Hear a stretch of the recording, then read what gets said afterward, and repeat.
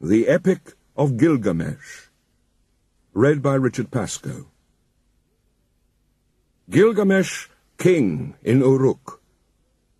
I will proclaim to the world the deeds of Gilgamesh. This was the man to whom all things were known. This was the king who knew the countries of the world.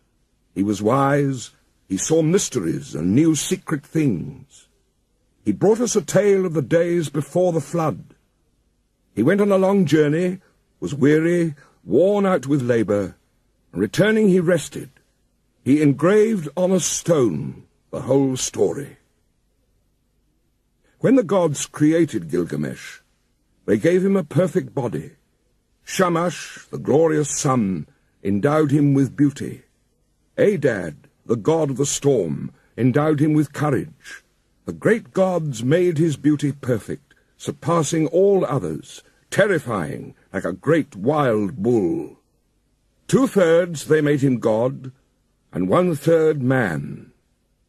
In Uruk he built walls, a great rampart, and the temple of blessed Eanna, for the god of the firmament, Anu, and for Ishtar, the goddess of love. Look at it still today. The outer wall, where the cornice runs, it shines with the brilliance of copper, and the inner wall, it has no equal. Touch the threshold. It is ancient. Approach Eanna, the dwelling of Ishtar, our lady of love and war, the like of which no latter-day king, no man alive, can equal. Climb upon the wall of Uruk, walk along it, I say. Regard the foundation terrace, and examine the masonry. Is it not burnt brick and good? The 7 sages laid the foundations.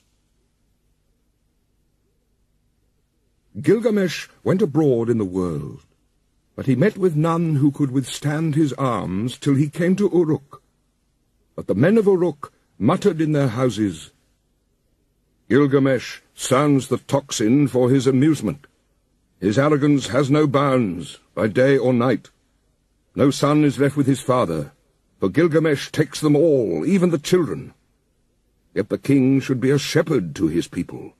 His lust leaves no virgin to her lover, neither the warrior's daughter nor the wife of the noble. Yet this is the shepherd of the city, wise, comely, and resolute. The gods heard their lament. The gods of heaven cried to the lord of Uruk, to Anu, the god of Uruk. A goddess made him strong as a savage bull. None can withstand his arms. No son is left with his father, for Gilgamesh takes them all. And is this the king, the shepherd of his people? His lust leaves no virgin to her lover, neither the warrior's daughter nor the wife of the noble. When Anu had heard their lamentation, the gods cried to Aruru, the goddess of creation, You made him, O Aruru, now create his equal.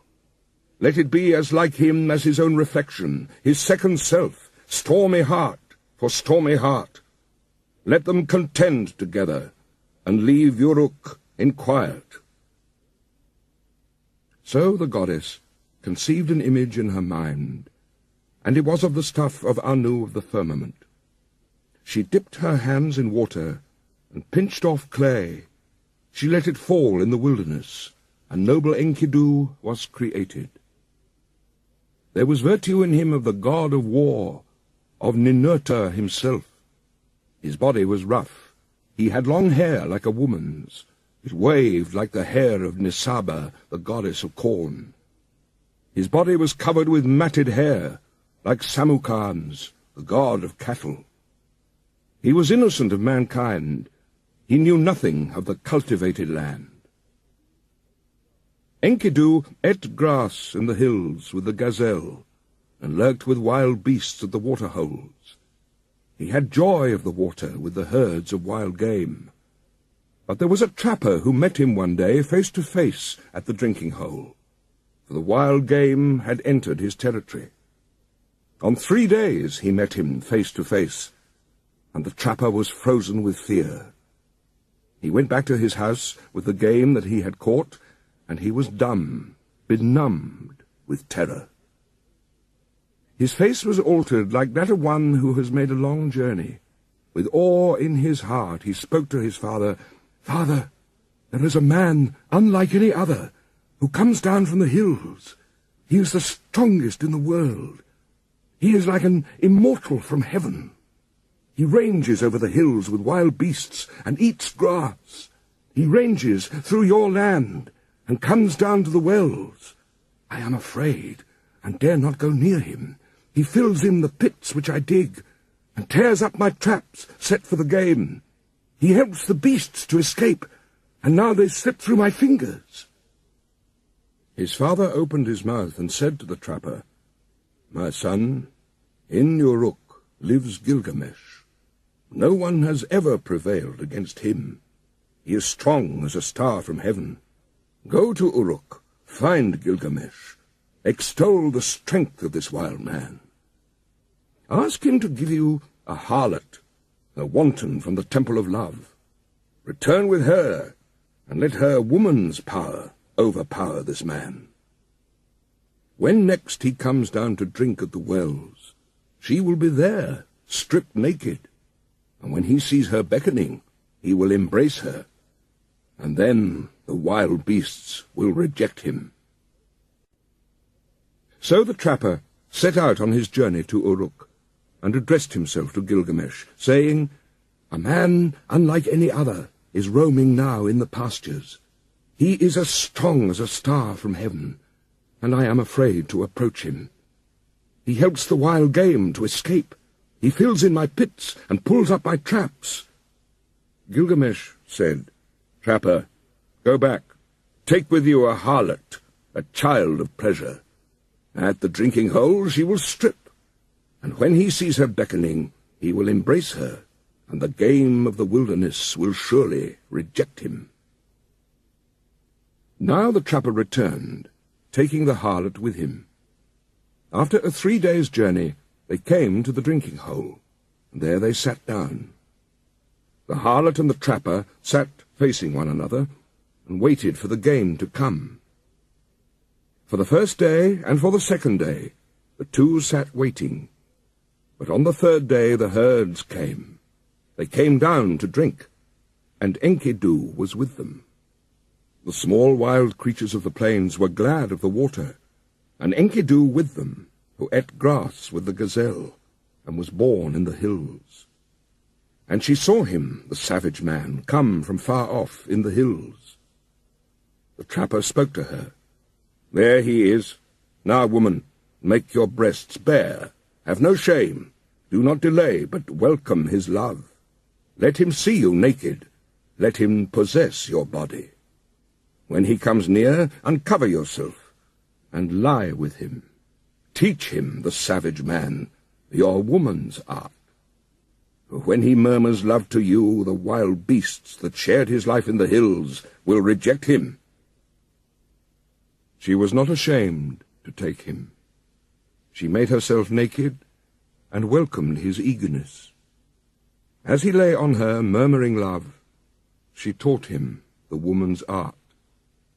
For 6 days and 7 nights they lay together, for Enkidu had forgotten his home in the hills. But when he was satisfied, he went back to the wild beasts. Then, when the gazelles saw him, they bolted away. When the wild creatures saw him, they fled. Enkidu would have followed, but his body was bound as though with a cord. His knees gave way when he started to run. His swiftness was gone. And now the wild creatures had all fled away. Enkidu was grown weak, for wisdom was in him, and the thoughts of a man were in his heart. So he returned, and sat down at the woman's feet, and listened intently to what she said. "You are wise, Enkidu, and now you have become like a god. Why do you want to run wild with the beasts of the hills? Come with me. I will take you to strong-walled Uruk, to the blessed temple of Ishtar, and of Anu, of love, and of heaven. There Gilgamesh lives, who is very strong, and like a wild bull he lords it over men. When she had spoken, Enkidu was pleased. He longed for a comrade, for one who would understand his heart. "Come, woman, and take me to that holy temple, to the house of Anu and of Ishtar, and to the place where Gilgamesh lords it over the people. I will challenge him boldly. I will cry out aloud in Uruk, 'I am the strongest here. I have come to change the old order. I am he who was born in the hills. I am he who is strongest of all.'" She said, "Let us go, and let him see your face. I know very well where Gilgamesh is in great Uruk." "Oh, Enkidu, there all the people are dressed in their gorgeous robes. Every day is holiday. The young men and the girls are wonderful to see. How sweet they smell. All the great ones are roused from their beds. Oh, Enkidu, you who love life, I will show you Gilgamesh, a man of many moods. You shall look at him well in his radiant manhood. His body is perfect in strength and maturity. He never rests by night or day. He is stronger than you, so leave your boasting. Shamash, the glorious sun, has given favors to Gilgamesh, and Anu of the heavens, and Enlil, and Ea, the wise, has given him deep understanding, I tell you. Even before you have left the wilderness, Gilgamesh will know in his dreams that you are coming." Now Gilgamesh got up to tell his dream to his mother, Ninsun, one of the wise gods. "Mother, last night I had a dream. I was full of joy. The young heroes were round me, and I walked through the night under the stars of the firmament, and one, a meteor of the stuff of Anu, fell down from heaven. I tried to lift it, but it proved too heavy. All the people of Uruk came round to see it. The common people jostled, and the nobles thronged to kiss its feet. And to me, its attraction was like the love of woman. They helped me. I braced my forehead, and I raised it with thongs, and brought it to you, and you yourself pronounced it my brother." And then Ninsun, who is well beloved and wise, said to Gilgamesh, "The star of heaven, which descended like a meteor from the sky, which you tried to lift but found too heavy, when you tried to move it, it would not budge, and so you brought it to my feet. I made it for you, a goad and spur, and you were drawn as though to a woman. This is the strong comrade, the one who brings help to his friend in his need. He is the strongest of wild creatures, the stuff of Anu. Born in the grasslands, and the wild hills reared him. When you see him, you will be glad. You will love him as a woman, and he will never forsake you. This is the meaning of the dream." Gilgamesh said, "Mother, I dreamt a second dream. In the streets of strong-walled Uruk, there lay an axe. The shape of it was strange, and the people thronged round. I saw it and was glad. I bent down, deeply drawn towards it. I loved it like a woman, and wore it at my side." Ninsun answered, "That axe which you saw, which drew you so powerfully like love of a woman, that is the comrade whom I give you, and he will come in his strength like one of the host of heaven. He is the brave companion who rescues his friend in necessity." Gilgamesh said to his mother, "A friend, a counselor has come to me from Enlil, and now I shall befriend and counsel him." So Gilgamesh told his dreams, and the harlot retold them to Enkidu. And now she said to Enkidu, "When I look at you, you have become like a god. Why do you yearn to run wild again with the beasts of the hills? Get up from the ground, the bed of a shepherd." He listened to her words with care. It was good advice that she gave. She divided her clothing in two, and with the one half she clothed him, and with the other herself. And holding his hand, she led him like a child to the sheepfolds, into the shepherds' tents. There all the shepherds crowded round to see him. They put down bread in front of him. But Enkidu could only suck the milk of wild animals. He fumbled and gaped, at a loss what to do, or how he should eat the bread and drink the strong wine. Then the woman said, "Enkidu, eat bread. It is the staff of life. Drink the wine. It is the custom of the land." So he ate till he was full, and drank strong wine, 7 goblets. He became merry. His heart exulted, and his face shone. He rubbed down the matted hair of his body, and anointed himself with oil. Enkidu had become a man, but when he had put on man's clothing, he appeared like a bridegroom. He took arms to hunt the lion, so that the shepherds could rest at night. He caught wolves and lions, and the herdsmen lay down in peace, for Enkidu was their watchman, that strong man who had no rival. He was merry, living with the shepherds, till one day, lifting his eyes, he saw a man approaching. He said to the harlot, "Woman, fetch that man here. Why has he come? I wish to know his name." She went and called the man, saying, "Sir, where are you going on this weary journey?" The man answered, saying to Enkidu, "Gilgamesh has gone into the marriage house and shut out the people. He does strange things in Uruk, the city of great streets. At the roll of the drum, work begins for the men and work for the women. Gilgamesh the king is about to celebrate marriage with the queen of love, and he still demands to be first with the bride, the king to be first, and the husband to follow, for that was ordained by the gods from his birth, from the time the umbilical cord was cut.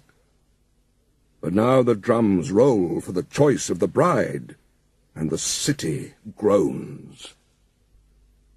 At these words, Enkidu turned white in the face. "I will go to the place where Gilgamesh lords it over the people.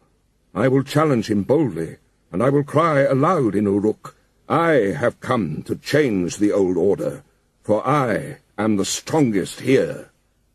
Now Enkidu strode in front, and the woman followed behind.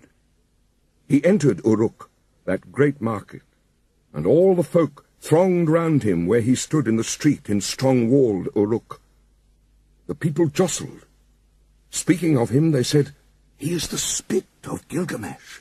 He is shorter. He is bigger of bone. This is the one who was reared on the milk of wild beasts.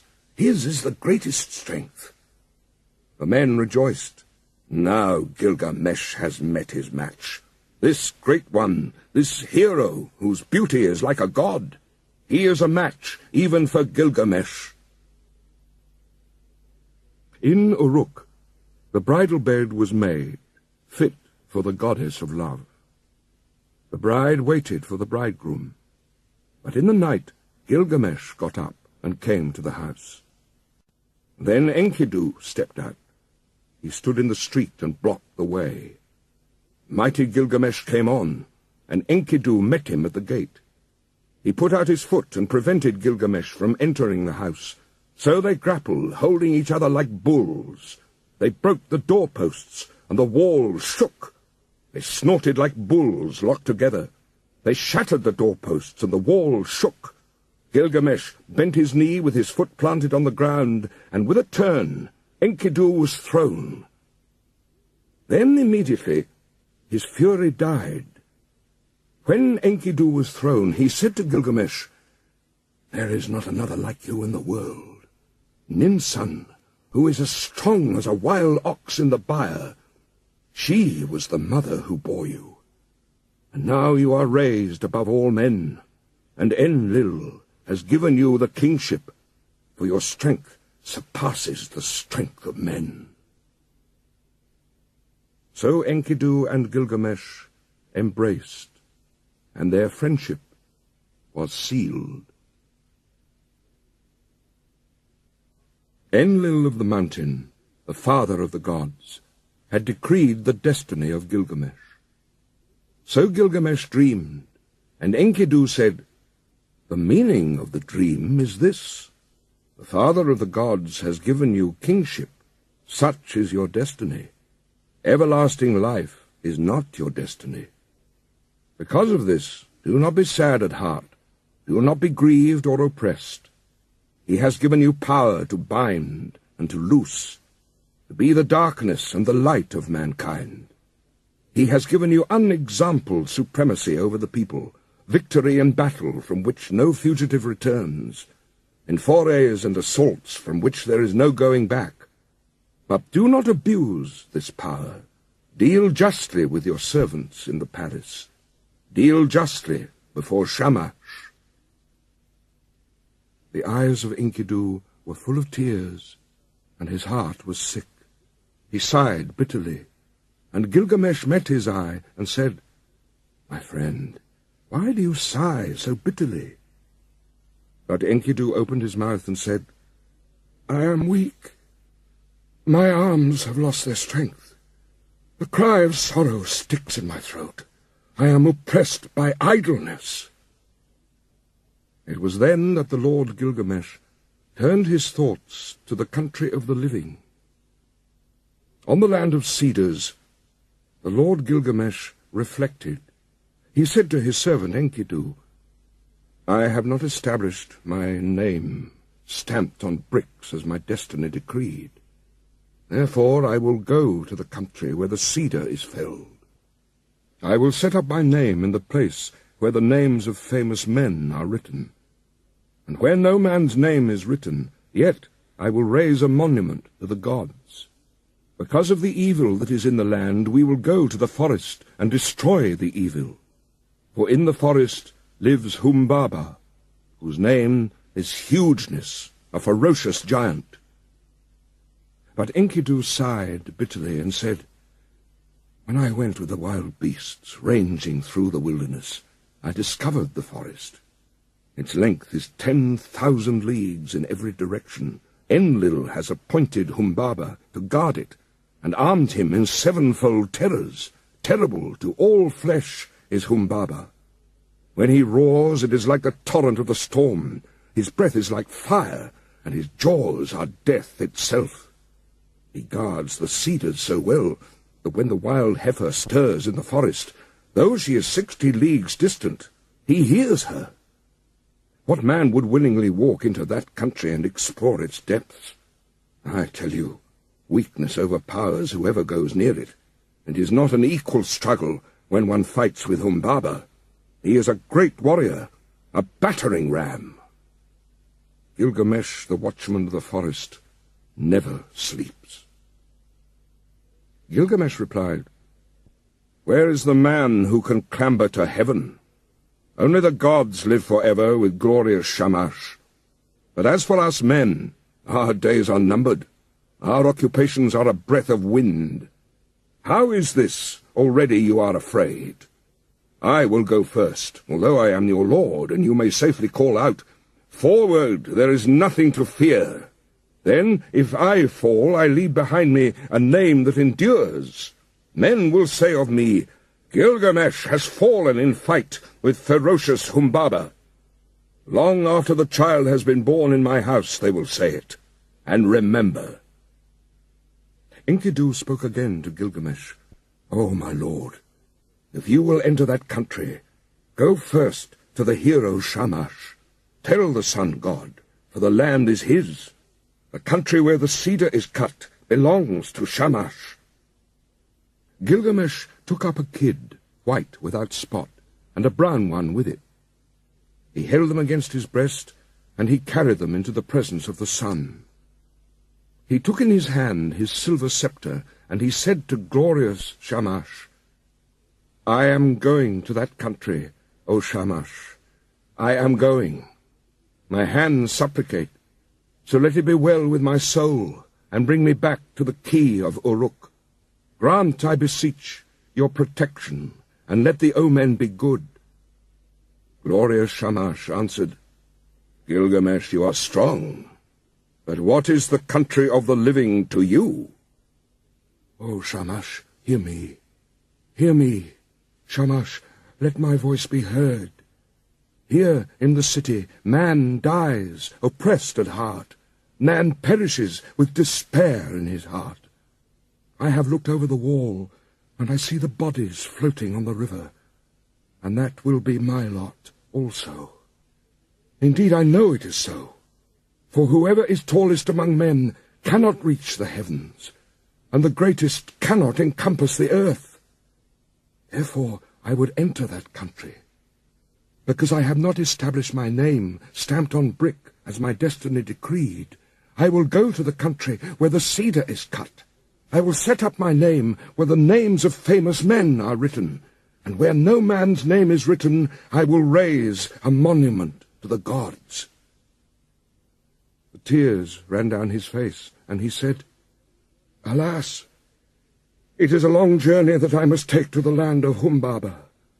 If this enterprise is not to be accomplished, why did you move me, Shamash, with the restless desire to perform it? How can I succeed if you will not succour me? If I die in that country, I will die without rancour. But if I return, I will make a glorious offering of gifts and of praise to Shamash." So Shamash accepted the sacrifice of his tears. Like the compassionate man, he showed him mercy. He appointed strong allies for Gilgamesh, sons of one mother, and stationed them in the mountain caves. The great winds he appointed, the north wind, the whirlwind, the storm and the icy wind, the tempest and the scorching wind, like vipers, like dragons, like a scorching fire, like a serpent that freezes the heart, a destroying flood and the lightning's fork, such were they. And Gilgamesh rejoiced. He went to the forge and said, "I will give orders to the armourers. They shall cast us our weapons while we watch them." So they gave orders to the armourers, and the craftsmen sat down in conference. They went into the groves of the plain and cut willow and boxwood. They cast for them axes of 90 pounds, and great swords they cast, with blades of 60 pounds each one, with pommels and hilts of 30 pounds. They cast for Gilgamesh the axe, might of heroes, and the bow of Anshan. And Gilgamesh was armed, and Enkidu, and the weight of the arms they carried was 30 pounds. The people collected, and the councillors in the streets and in the marketplace of Uruk. They came through the gate of 7 bolts, and Gilgamesh spoke to them in the marketplace. "I, Gilgamesh, go to see that creature of whom such things are spoken, the rumour of whose name fills the world. I will conquer him in his cedar wood, and show the strength of the sons of Uruk. All the world shall know of it. I am committed to this enterprise, to climb the mountain, to cut down the cedar, and leave behind me an enduring name." The councillors of Uruk, the great market, answered him, "Gilgamesh, you are young. Your courage carries you too far. You cannot know what this enterprise means which you plan. We have heard that Humbaba is not like men who die. His weapons are such that none can stand against them. The forest stretches for 10,000 leagues in every direction. Who would willingly go down to explore its depths? As for Humbaba, when he roars, it is like the torrent of the storm. His breath is like fire, and his jaws are death itself. Why do you crave to do this thing, Gilgamesh? It is no equal struggle when one fights with Humbaba, that battering ram." When he heard these words of the councillors, Gilgamesh looked at his friend and laughed. "How shall I answer them? Shall I say I am afraid of Humbaba? I will sit at home all the rest of my days?" Then Gilgamesh opened his mouth again and said to Enkidu, "My friend, Let us go to the great palace, to Egalma, and stand before Ninsun the queen. Ninsun is wise with deep knowledge. She will give us counsel for the road we must go." They took each other by the hand as they went to Egalma, and they went to Ninsun, the great queen. Gilgamesh approached. He entered the palace and spoke to Ninsun.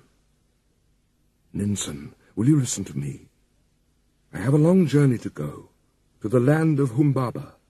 I must travel an unknown road and fight a strange battle. From the day I go until I return, till I reach the cedar forest and destroy the evil which Shamash abhors, pray for me to Shamash." Ninsun went into her room. She put on a dress becoming to her body. She put on jewels to make her breast beautiful. She placed a tiara on her head, and her skirts swept the ground. Then she went up to the altar of the sun, standing upon the roof of the palace. She burnt incense, and lifted her arms to Shamash as the smoke ascended. "O Shamash, why did you give this restless heart to Gilgamesh, my son? Why did you give it? You have moved him, and now he sets out on a long journey to the land of Humbaba, to travel an unknown road and fight a strange battle. Therefore, from the day that he goes till the day he returns, until he reaches the cedar forest, until he kills Humbaba and destroys the evil thing which you, Shamash, abhor, do not forget him, but let the dawn, Aya, your dear bride, remind you always. And when day is done, give him to the watchman of the night to keep him from harm." Then Ninsun, the mother of Gilgamesh, extinguished the incense, and she called to Enkidu with this exhortation: "Strong Enkidu, you are not the child of my body, but I will receive you as my adopted son. You are my other child, like the foundlings they bring to the temple. Serve Gilgamesh as a foundling serves the temple and the priestess who reared him. In the presence of my women, my votaries and hierophants, I declare it." Then she placed the amulet for a pledge round his neck, and she said to him, "I entrust my son to you. Bring him back to me safely." And now they brought to them the weapons. They put in their hands the great swords in their golden scabbards, and the bow and the quiver. Gilgamesh took the axe. He slung the quiver from his shoulder, and the bow of Anshun, and buckled the sword to his belt. And so they were armed and ready for the journey. Now all the people came and pressed on them and said, "When will you return to the city?" The councillors blessed Gilgamesh and warned him, "Do not trust too much in your own strength. Be watchful. Restrain your blows at first. The one who goes in front protects his companion. The good guide who knows the way guards his friend. Let Enkidu lead the way. He knows the road to the forest. He has seen Humbaba and is experienced in battles. Let him press first into the passes. Let him be watchful and look to himself. Let Enkidu protect his friend and guard his companion and bring him safe through the pitfalls of the road. We, the councillors of Uruk, entrust our king to you, O Enkidu. Bring him back safely to us." Again to Gilgamesh they said, "May Shamash give you your heart's desire. May he let you see with your eyes the thing accomplished which your lips have spoken. May he open a path for you where it is blocked, and a road for your feet to tread. May he open the mountains for your crossing, and may the night-time bring you the blessings of night. And Lugal Banda, your guardian god, stand beside you for victory. May you have victory in the battle, as though you fought with a child. Wash your feet in the river of Humbaba, to which you are journeying. In the evening dig a well, and let there always be pure water in your water-skin. Offer cold water to Shamash, and do not forget Lugulbanda." Then Enkidu opened his mouth and said, "Forward! There is nothing to fear. Follow me, for I know the place where Humbaba lives, and the paths where he walks. Let the counsellors go back. Here is no cause for fear." When the counsellors heard this, they sped the hero on his way. "Go, Gilgamesh! May your guardian god protect you on the road, and bring you safely back to the key of Uruk." After 20 leagues, they broke their fast. After another 30 leagues, they stopped for the night. 50 leagues they walked in one day. In 3 days they had walked as much as a journey of a month and 2 weeks. They crossed 7 mountains before they came to the gate of the forest. Then Enkidu called out to Gilgamesh, "Do not go down into the forest. When I opened the gate, my hand lost its strength." Gilgamesh answered him, "Dear friend, do not speak like a coward. Have we got the better of so many dangers and travelled so far to turn back at last? You who are tried in wars and battles, hold close to me now, and you will feel no fear of death. Keep beside me, and your weakness will pass. The trembling will leave your hand. Would my friend rather stay behind? No, we will go down together into the heart of the forest. Let your courage be roused by the battle to come. Forget death, and follow me, a man resolute in action, but one who is not foolhardy. When 2 go together, each will protect himself and shield his companion, and if they fall, they leave an enduring name." Together they went down into the forest, and they came to the green mountain. There they stood still. They were struck dumb. They stood still and gazed at the forest. They saw the height of the cedar. They saw the way into the forest and the track where Humbaba was used to walk. The way was broad and the going was good. They gazed at the mountain of cedars, the dwelling place of the gods and the throne of Ishtar. The hugeness of the cedar rose in front of the mountain. Its shade was beautiful, full of comfort. Mountain and glade were green with brushwood. There Gilgamesh dug a well before the setting sun. He went up the mountain and poured out fine meal on the ground and said, "O mountain dwelling of the gods, bring me a favourable dream." Then they took each other by the hand and lay down to sleep. And sleep that flows from the night lapped over them. Gilgamesh dreamed, and at midnight sleep left him, and he told his dream to his friend, "Enkidu, what was it that woke me, if you did not? My friend, I have dreamt a dream. Get up, look at the mountain precipice. Sleep that the gods sent me is broken. Oh, my friend, what a dream I have had! Terror and confusion. I seized hold of a wild bull in the wilderness. It bellowed and beat up the dust till the whole sky was dark. My arm was seized and my tongue bitten.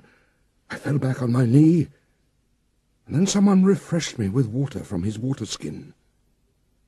Enkidu said, "Dear friend, the god to whom we are travelling is no wild bull, though his form is mysterious.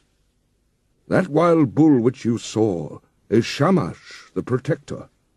In our moment of peril, he will take our hands. The one who gave water from his water-skin, that is your own god, who cares for your good name, your Lugulbanda. United with him, together we will accomplish a work, the fame of which will never die." Gilgamesh said, "I dreamed again.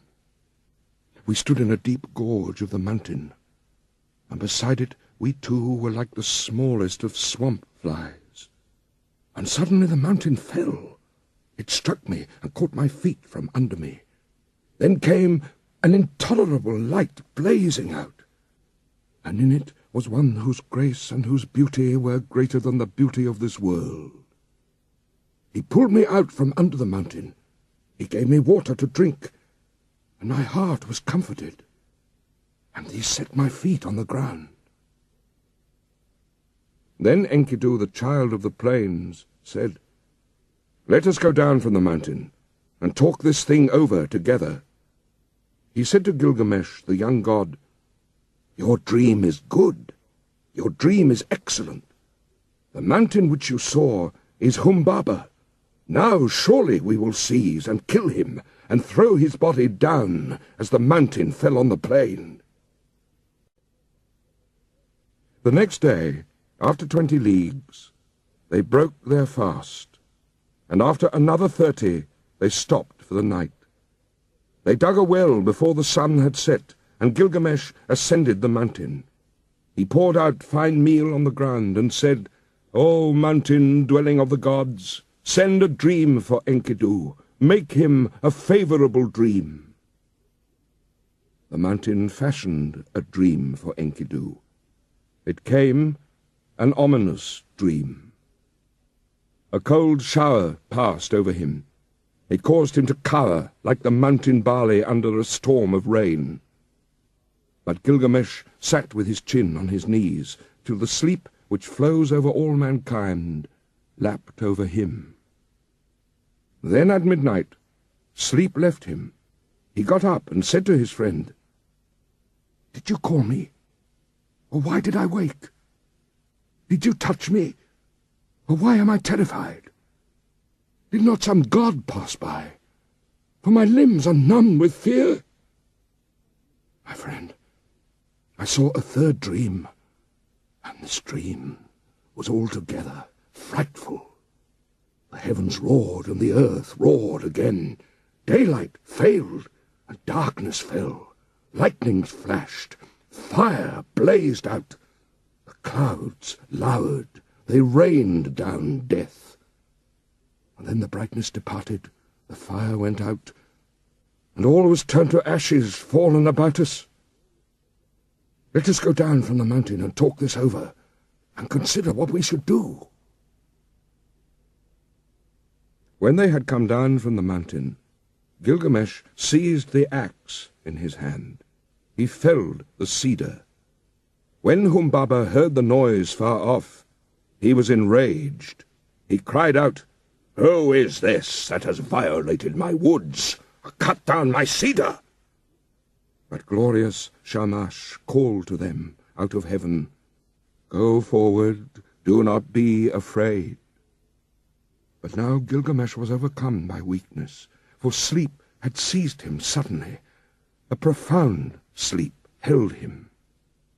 He lay on the ground, stretched out, speechless, as though in a dream. When Enkidu touched him, he did not rise. When he spoke to him, he did not reply. "O Gilgamesh, lord of the plain of Kulab, the world grows dark. The shadows have spread over it.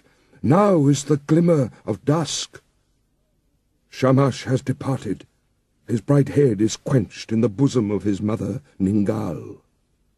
O Gilgamesh, how long will you lie like this, asleep? Never let the mother who gave you birth be forced in mourning into the city square." At length Gilgamesh heard him. He put on his breastplate. The voice of heroes, of 30 shekels weight. He put it on as though it had been a light garment that he carried, and it covered him altogether. He straddled the earth like a bull that snuffs the ground, and his teeth were clenched. "By the life of my mother Ninsun, who gave me birth, and by the life of my father, divine Lugulbanda, let me live to be the wonder of my mother, as when she nursed me on her lap." A second time he said to him, "By the life of Ninsun, my mother who gave me birth, and by the life of my father, divine Lugulbanda, until we have fought this man, if man he is, this god, if god he is, The way that I took to the country of the living will not turn back to the city." Then Enkidu, the faithful companion, pleaded, answering him, "O my lord, you do not know this monster, and that is the reason you are not afraid. I, who know him, I am terrified. His teeth are dragon's fangs. His countenance is like a lion. His charge is the rushing of the flood. With his look he crushes alike the trees of the forest and reeds in the swamp. Oh, my lord, you may go on if you choose into this land, but I will go back to the city. I will tell the lady your mother all your glorious deeds till she shouts for joy. And then I will tell the death that followed, till she weeps for bitterness." But Gilgamesh said, "Immolation and sacrifice are not yet for me. The boat of the dead shall not go down, nor the 3-ply cloth be cut for my shrouding. Not yet will my people be desolate, nor the pyre be lit in my house, and my dwelling burnt on the fire. Today give me your aid, and you shall have mine. What then can go amiss with us two? All living creatures born of the flesh shall sit at last in the boat of the west, and when it sinks, when the boat of Madgillam sinks, they are gone. But we shall go forward and fix our eyes on this monster. If your heart is fearful, throw away fear. If there is terror in it, throw away terror. Take your axe in your hand and attack. He who leaves the fight unfinished is not at peace." Humbaba came out from his strong house of cedar, and then Enkidu called out, "O Gilgamesh, remember now your boasts in Uruk. Forward! Attack, son of Uruk! There is nothing to fear." When he heard these words, his courage rallied. He answered, "Make haste. Close in. If the watchman is there, do not let him escape to the woods, where he will vanish. He has put on the first of his 7 splendors, but not yet the other 6. Let us trap him before he is armed." Like a raging wild bull, he snuffed the ground. The watchman of the woods turned full of threatenings. He cried out. Humbaba came from his strong house of cedar. He nodded his head and shook it, menacing Gilgamesh. And on him he fastened his eye, the eye of death. And then Gilgamesh called to Shamash, and his tears were flowing. "Oh, glorious Shamash! I have followed the road you commanded, but now, if you send no succor, how shall I escape?" Glorious Shamash heard his prayer, and he summoned the great wind, the north wind, the whirlwind, the storm and the icy wind, the tempest and the scorching wind. They came like dragons, like a scorching fire, like a serpent that freezes the heart, a destroying flood and the lightning's fork. The 8 winds rose up against Humbaba. They beat against his eyes. He was gripped, unable to go forward or back. Gilgamesh shouted, "By the life of Ninsun, my mother, and divine Lugalbanda, my father, in the country of the living, in this land I have discovered your dwelling. My weak arms and my small weapons I have brought to this land against you, and now I will enter your house." So he felled the first cedar, and they cut the branches and laid them at the foot of the mountain. At the first stroke Humbaba blazed out, but still they advanced. They felled 7 cedars and cut and bound the branches and laid them at the foot of the mountain, and 7 times Humbaba loosed his glory on them. As the 7th blaze died out, they reached his lair. He slapped his thigh in scorn. He approached like a noble wild bull roped on the mountain, a warrior whose elbows are bound together. The tears started to his eyes, and he was pale. "Gilgamesh, let me speak. I have never known a mother, no, nor a father who reared me. I was born of the mountain. He reared me, and Enlil made me the keeper of this forest. Let me go free, Gilgamesh, and I will be your servant. You shall be my lord. All the trees of the forest that I tended on the mountain shall be yours. I will cut them down and build you a palace." He took him by the hand and led him to his house, so that the heart of Gilgamesh was moved with compassion. He swore by the heavenly life, by the earthly life, by the underworld itself, "O Enkidu, should not the snared bird return to its nest, and the captive man return to his mother's arms?" Enkidu answered, "The strongest of men will fall to fate if he has no judgment. Namtar, the evil fate that knows no distinction between men, will devour him. If the snared bird returns to its nest, if the captive man returns to his mother's arms, then you, my friend, will never return to the city where the mother is waiting who gave you birth. He will bar the mountain road against you, and make the pathways impassable." Humbaba said, "Enkidu, what you have spoken is evil. You, a hireling, dependent for your bread. In envy and for fear of a rival, you have spoken evil words." Enkidu said, "Do not listen, Gilgamesh. This Humbaba must die. Kill Humbaba first, and his servants after." But Gilgamesh said, "If we touch him, the blaze and the glory of light will be put out in confusion. The glory and glamour will vanish. Its rays will be quenched." Enkidu said to Gilgamesh, "Not so, my friend. First entrap the bird, and where shall the chicks run then? Afterwards we can search out the glory and the glamour, when the chicks run distracted through the grass." Gilgamesh listened to the word of his companion.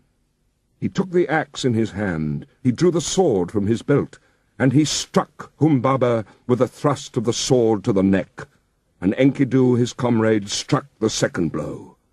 At the third blow, Humbaba fell.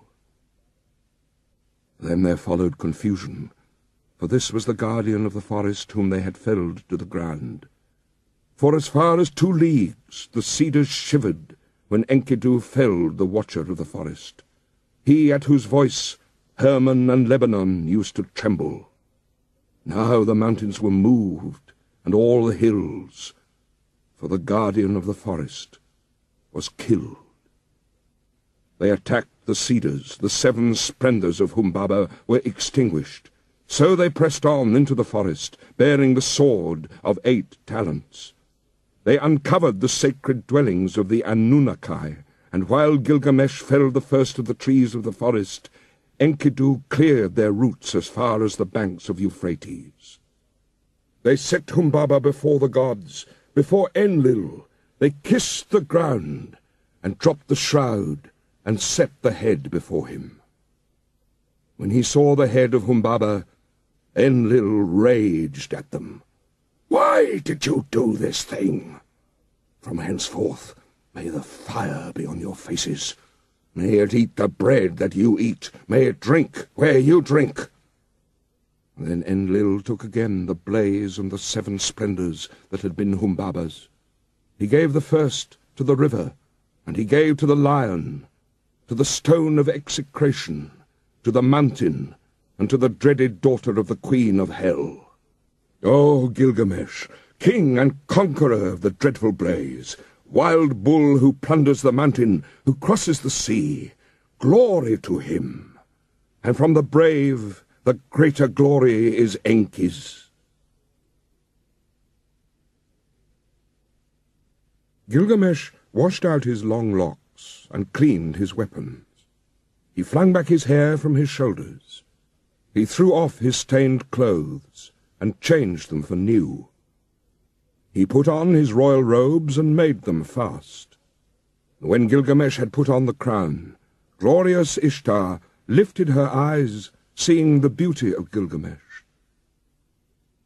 She said, "Come to me, Gilgamesh, and be my bridegroom. Grant me seed of your body. Let me be your bride, and you shall be my husband. I will harness for you a chariot of lapis lazuli and of gold, with wheels of gold and horns of copper. And you shall have mighty demons of the storm for draught mules. When you enter our house in the fragrance of cedar wood, threshold and throne will kiss your feet. Kings, rulers, and princes will bow down before you. They shall bring you tribute from the mountains and the plain. Your ewes shall drop twins, and your goats triplets. Your pack-ass shall outrun mules. Your oxen shall have no rivals. Your chariot horses shall be famous far off for their swiftness. Gilgamesh opened his mouth and answered glorious Ishtar, "If I take you in marriage, what gifts can I give in return? What ointments and clothing for your body? I would gladly give you bread, and all sorts of food fit for a god. I would give you wine to drink, fit for a queen. I would pour out barley to stuff your granary. But as for making you my wife, that I will not. How would it go with me? Your lovers have found you like a brazier which smoulders in the cold, a back door which keeps out neither squall of wind nor storm, a castle which crushes the garrison, pitch that blackens the bearer, a water-skim that chafes the carrier, a stone which falls from the parapet, a battering ram turned back from the enemy, a sandal that trips the wearer. Which of your lovers did you ever love forever? What shepherd of yours has pleased you for all time? Listen to me while I tell you the tale of your lovers. There was Tammuz, the lover of your youth. For him you decreed wailing year after year. You loved the many-coloured roller, but still you struck and broke his wing. Now in the grove he sits and cries, "Kapi, Kapi, my wing, my wing." You have loved the lion, tremendous in strength. 7 pits you dug for him, and 7. You have loved the stallion, magnificent in battle, and for him you decreed whip and spur and a thong, to gallop 7 leagues by force, and to muddy the water before he drinks. And for his mother, Silili, lamentations. You have loved the shepherd of the flock. He made meal cake for you day after day. He killed kids for your sake. You struck and turned him into a wolf. Now his own herd boys chase him away. His own hounds worry his flanks. And did you not love Ishulanu, the gardener of your father's palm grove? He brought you baskets filled with dates without end. Every day he loaded your table. Then you turned your eyes on him and said, "Dearest Ishulanu, come here to me. Let us enjoy your manhood. Come forward and take me. I am yours." Ishulanu answered, "What are you asking from me? My mother has baked, and I have eaten. Why should I come to such as you for food that is tainted and rotten?" For when was a screen of rushes sufficient protection from frosts? But when you had heard his answer, you struck him. He was changed to a blind mole deep in the earth, one whose desire is always beyond his reach. And if you and I should be lovers, should not I be served in the same fashion as all these others whom you loved once? When Ishtar heard this, she fell into a bitter rage. She went up to high heaven. Her tears poured down in front of her father Anu, and Antum, her mother. She said, "My father, Gilgamesh, has heaped insults on me. He has told over all my abominable behavior, my foul and hideous acts." Anu opened his mouth and said, "Are you a father of gods?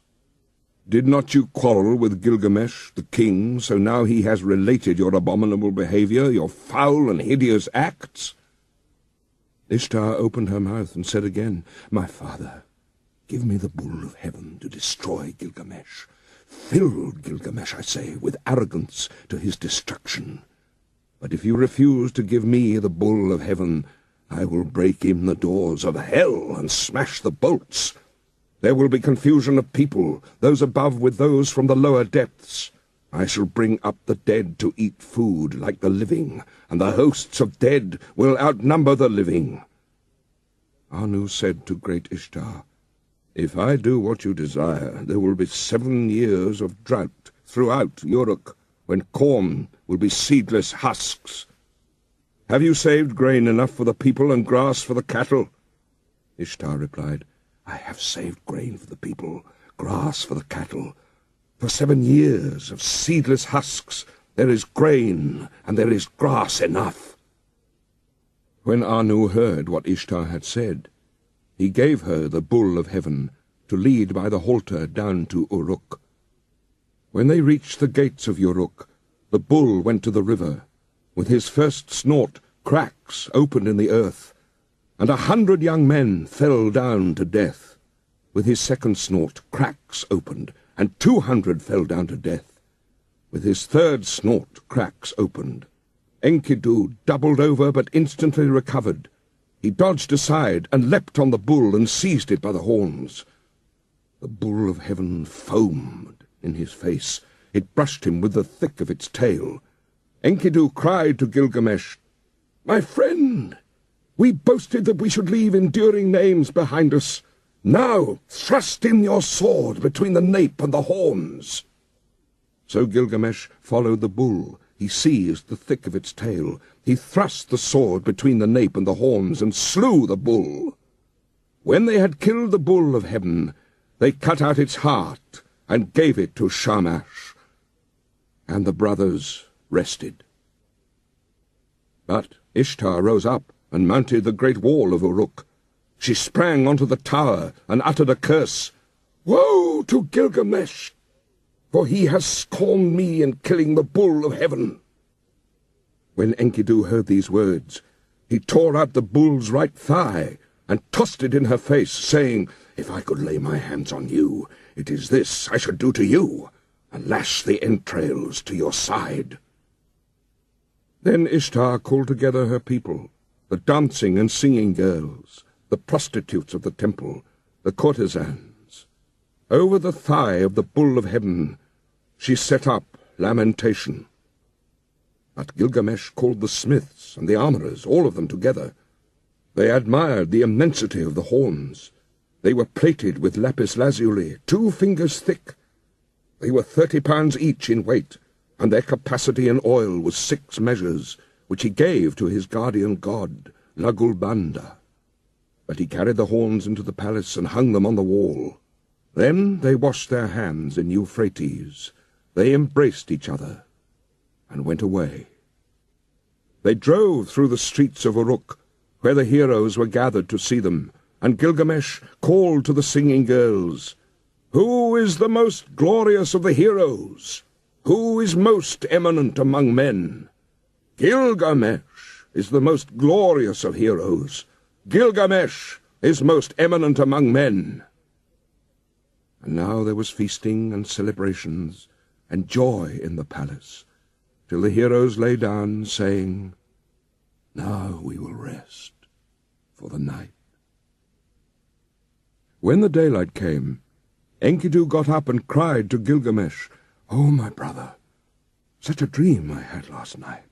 Anu, Enlil, Ea, and heavenly Shamash took counsel together, and Anu said to Enlil, Because they have killed the bull of heaven, and because they have killed Humbaba, who guarded the cedar mountain, one of the 2 must die. And then glorious Shamash answered the hero Enlil, It was by your command they killed the bull of heaven, and killed Humbaba, and must Enkidu die, although innocent? Enlil flung round in rage at glorious Shamash. You dare to say this? You who went about with them every day like one of themselves? So Enkidu lay stretched out before Gilgamesh. His tears ran down in streams, and he said to Gilgamesh, Oh, my brother, so dear as you are to me, brother, yet they will take me from you. Again he said, I must sit down on the threshold of the dead, and never again will I see my dear brother with my eyes. While Enkidu lay alone in his sickness, he cursed the gate as though it was living flesh. You there, wood of the gate, dull and insensible, witless, I searched for you over 20 leagues until I saw the towering cedar. There is no wood like you in our land, 72 cubits high and 24 wide. The pivot and the ferrule and the jambs are perfect. A master craftsman from Nippur has made you. But oh, if I had known the conclusion, if I had known that this was all the good that would come of it, I would have raised the axe and split you into little pieces, and set up here a gate of wattle instead. Ah, if only some future king had brought you here, or some god had fashioned you. Let him obliterate my name and write his own, and the curse fall on him instead of on Enkidu. With the first brightening of dawn, Enkidu raised his head and wept before the sun god. In the brilliance of the sunlight, his tears streamed down. Sun god, I beseech you, about that vile trapper of nothing, because of whom I was to catch less than my comrade. Let him catch least. Make his game scarce. Make him feeble, taking the smaller of every share. Let his quarry escape from his nets. When he had cursed the trapper to his heart's content, he turned on the harlot. He was roused to curse her also. As for you, woman, with a great curse I curse you. I will promise you a destiny to all eternity. My curse shall come on you soon and sudden. You shall be without a roof for your commerce, or you shall not keep house with other girls in the tavern, but do your business in places fouled by the vomit of the drunkard. Your hire will be potter's earth. Your thievings will be flung into the hovel. You will sit at the crossroads in the dust of the potter's quarter. You will make your bed on the dunghill at night, and by day take your stand in the wall shadow. Brambles and thorns will tear your feet. The drunk and the dry will strike your cheek, and your mouth will ache. Let you be stripped of your purple dyes, for I, too, once in the wilderness with my wife, had all the treasure I wished.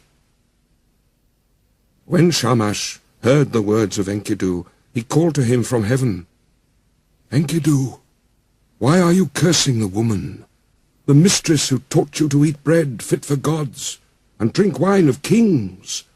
She who put upon you a magnificent garment, did she not give you glorious Gilgamesh for your companion? And has not Gilgamesh, your own brother, made you rest on a royal bed, and recline on a couch at his left hand? He has made the princes of the earth kiss your feet, and now all the people of Uruk lament and wail over you. When you are dead, he will let his hair grow long for your sake. He will wear a lion's pelt and wander through the desert. When Enkidu heard glorious Shamash, his angry heart grew quiet. He called back the curse and said, Woman, I promise you another destiny. The mouth which cursed you shall bless you. Kings, princes, and nobles shall adore you. On your account, a man, though 12 miles off, will clap his hand to his thigh, and his hair will twitch. For you he will undo his belt, and open his treasure, and you shall have your desire. Lapis lazuli, gold, and carnelian from the heap in the treasury. A ring for your hand, and a robe shall be yours.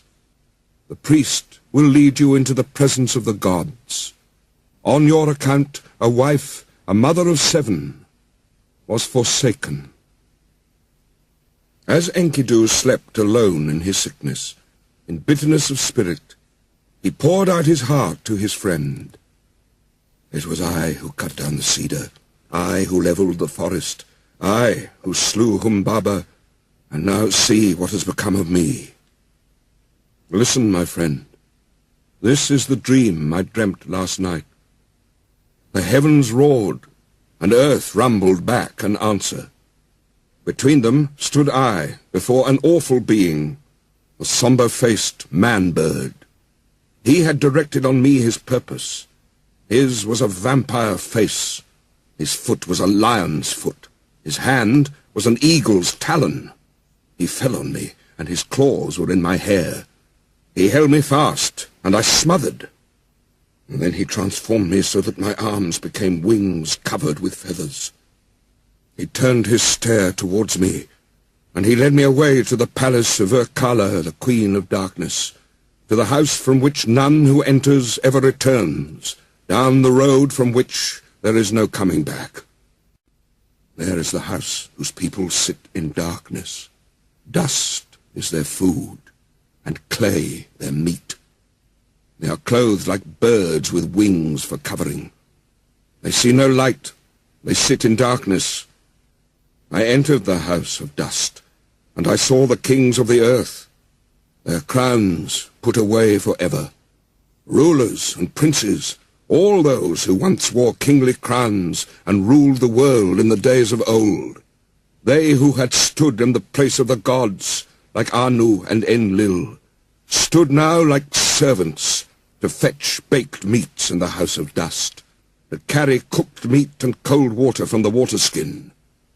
In the house of dust which I entered were high priests and acolytes, priests of the incantation and of ecstasy. There were servers of the temple, and there was Etana, that king of Kish, whom the eagle carried to heaven in the days of old. I saw also Samukan, god of cattle, and there was Erish Kigal, the queen of the underworld, and Belit Sheri squatted in front of her, she who is recorder of the gods and keeps the book of death. She held a tablet from which she read. She raised her head, she saw me, and spoke. "Who has brought this one here?" Then I awoke, like a man drained of blood, who wanders alone in a waste of rushes, like one whom the bailiff has seized, and his heart pounds with terror. Gilgamesh had peeled off his clothes. He listened to his words, and wept quick tears. Gilgamesh listened, and his tears flowed. He opened his mouth and spoke to Enkidu. "Who is there in strong-walled Uruk who has wisdom like this? Strange things have been spoken. Why does your heart speak strangely? The dream was marvelous, but the terror was great. We must treasure the dream, whatever the terror, for the dream has shown that misery comes at last to the healthy man. The end of life is sorrow." And Gilgamesh lamented, "Now I will pray to the great gods, for my friend had an ominous dream." This day on which Enkidu dreamed came to an end, and he lay stricken with sickness. One whole day he lay on his bed, and his suffering increased. He said to Gilgamesh, the friend on whose account he had left the wilderness, "Once I ran for you, for the water of life, and I now have nothing." A second day he lay on his bed, and Gilgamesh watched over him, but the sickness increased. A third day he lay on his bed. He called out to Gilgamesh, rousing him up. Now he was weak, and his eyes were blind with weeping. 10 days he lay, and his suffering increased. 11 and 12 days he lay on his bed of pain. Then he called to Gilgamesh, "My friend, the great goddess cursed me, and I must die in shame. I shall not die like a man fallen in battle. I feared to fall, but happy is the man who falls in the battle.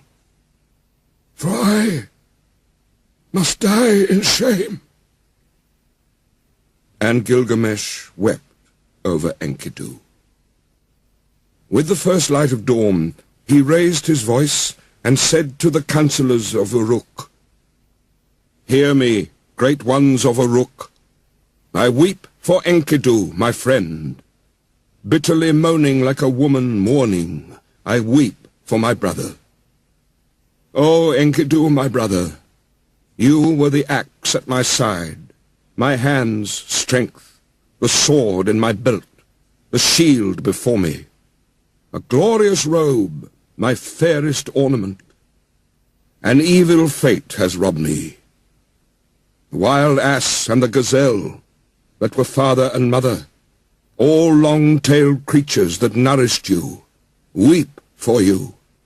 All the wild things of the plain and pastures, the paths that you loved in the forest of cedars, night and day murmur. Let the great ones of strong-walled Uruk weep for you. Let the finger of blessing be stretched out in mourning. Enkidu, young brother, hark, there is an echo through all the country, like a mother mourning.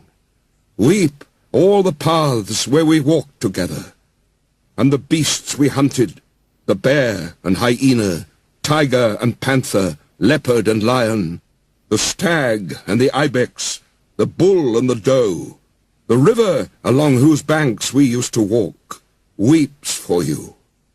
Ulla of Elam and dear Euphrates, where once we drew water for the waterskins, the mountain we climbed, where we slew the watchman, weeps for you. The warriors of strong-walled Uruk, where the bull of heaven was killed, weep for you. All the people of Eridu weep for you, Enkidu. Those who brought grain for your eating mourn for you now. Who rubbed oil on your back mourn for you now. Who poured beer for your drinking mourn for you now. The harlot who anointed you with fragrant ointment laments for you now. The women of the palace who brought you a wife, a chosen ring of good advice, lament for you now. And the young men, your brothers, as though they were women, go long-haired in mourning. What is this sleep which holds you now? You are lost in the dark and cannot hear me. He touched his heart, but it did not beat, nor did he lift his eyes again. When Gilgamesh touched his heart, it did not beat. So Gilgamesh laid a veil as one veils the bride over his friend. He began to rage like a lion, like a lioness robbed of her whelps. This way and that he paced round the bed. He tore out his hair and strewed it around. He dragged off his splendid robes and flung them down as though they were abominations. In the first light of dawn, Gilgamesh cried out, "I made you rest on a royal bed. You reclined on a couch at my left hand. The princes of the earth kissed your feet. I will cause all the people of Uruk to weep over you and raise the dirge of the dead. The joyful people will stoop with sorrow, and when you have gone to the earth, I will let my hair grow long for your sake. I will wander through the wilderness in the skin of a lion." The next day also, in the first light, Gilgamesh lamented. 7 days and 7 nights he wept for Enkidu, until the worm fastened on him. Only then he gave him up to the earth, for the Anunnaki, the judges, had seized him. Then Gilgamesh issued a proclamation through the land. He summoned them all, the coppersmiths, the goldsmiths, the stoneworkers, and commanded them, "Make a statue of my friend." The statue was fashioned with a great weight of lapis lazuli for the breast and of gold for the body. A table of hard wood was set out, and on it a bowl of carnelian filled with honey, and a bowl of lapis lazuli filled with butter. These he exposed and offered to the sun. And weeping, he went away. Bitterly Gilgamesh wept for his friend Enkidu. He wandered over the wilderness as a hunter. He roamed over the plains. In his bitterness he cried, "How can I rest? How can I be at peace? Despair is in my heart. What my brother is now, that shall I be when I am dead. Because I am afraid of death, I will go as best I can to find Utnapishtim, whom they call the Far Away, for he has entered the assembly of the gods." So Gilgamesh travelled over the wilderness. He wandered over the grasslands, a long journey, in search of Utnapishtim, whom the gods took after the deluge. And they set him to live in the land of Dilmun, in the garden of the sun. And to him alone of men they gave everlasting life. At night, when he came to the mountain passes, Gilgamesh prayed, "In these mountain passes long ago, I saw lions, I was afraid, and I lifted my eyes to the moon. I prayed, and my prayers went up to the gods.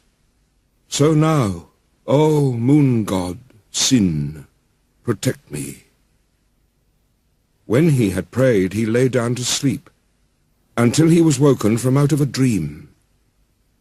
He saw the lions around him, glorying in life. Then he took his axe in his hand, he drew his sword from his belt, and he fell upon them like an arrow from the string, and struck and destroyed and scattered them. So at length Gilgamesh came to Mashu, the great mountains, about which he had heard many things, which guard the rising and the setting sun. Its twin peaks are as high as the wall of heaven, and its paps reach down to the underworld. At its gate the scorpions stand guard, half man and half dragon. Their glory is terrifying. Their stare strikes death into men. Their shimmering halo sweeps the mountains that guard the rising sun. When Gilgamesh saw them, he shielded his eyes for the length of a moment only. Then he took courage and approached. When they saw him so undismayed, the man-scorpion called to his mate, "This one who comes to us now is flesh of the gods." The mate of the man-scorpion answered, "2/3 is God, but 1/3 is man." Then he called to the man Gilgamesh. He called to the child of the gods, "Why have you come so great a journey? For what have you travelled so far, crossing the dangerous waters? Tell me the reason for your coming." Gilgamesh answered, "For Enkidu. I loved him dearly. Together we endured all kinds of hardships. On his account I have come, for the common lot of man has taken him. I have wept for him day and night. I would not give up his body for burial. I thought my friend would come back because of my weeping. Since he went, my life is nothing. That is why I have travelled here in search of Utnapishtim, my father. For men say he has entered the assembly of the gods and has found everlasting life. I have a desire to question him concerning the living and the dead." The man-scorpion opened his mouth and said, speaking to Gilgamesh, "No man born of woman has done what you have asked.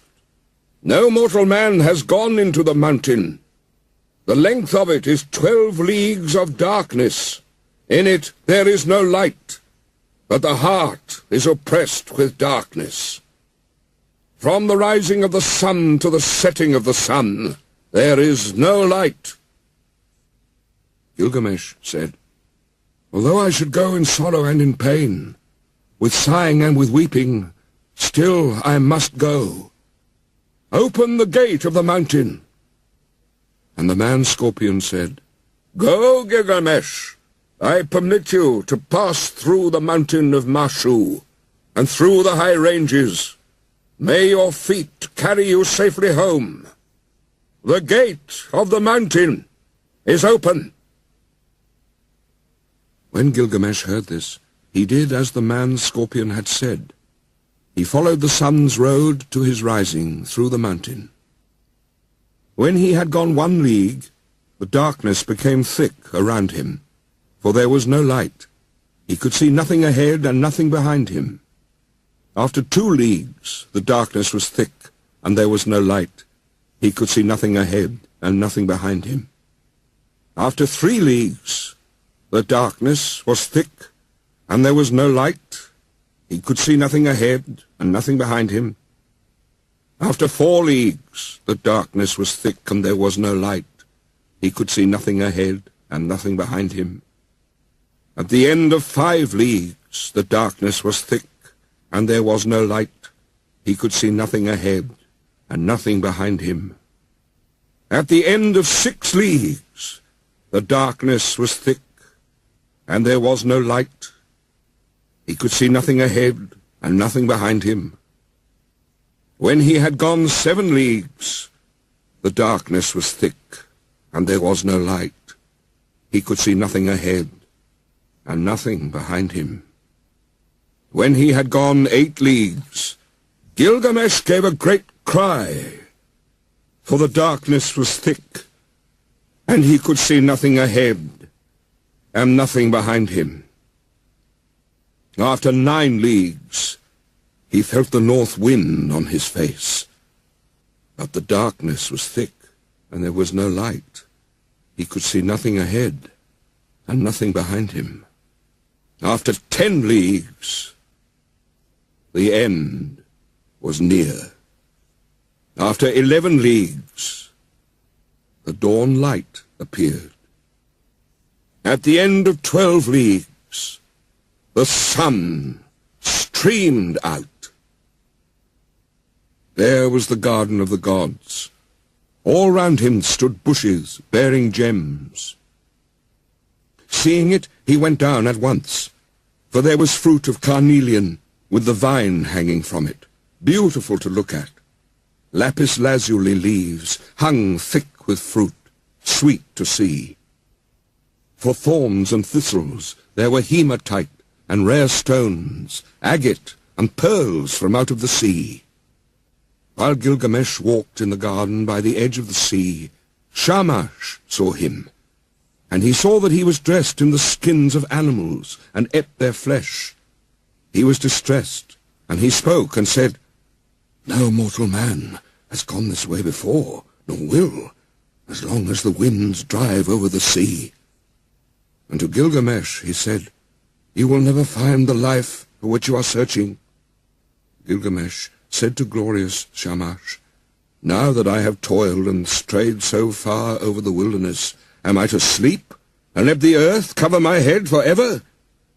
Let my eyes see the sun until they are dazzled with looking. Although I am no better than a dead man, still let me see the light of the sun." Beside the sea she lives, the woman of the vine, the maker of wine. Siduri sits in the garden at the edge of the sea, with the golden bowl and the golden vats that the gods gave her.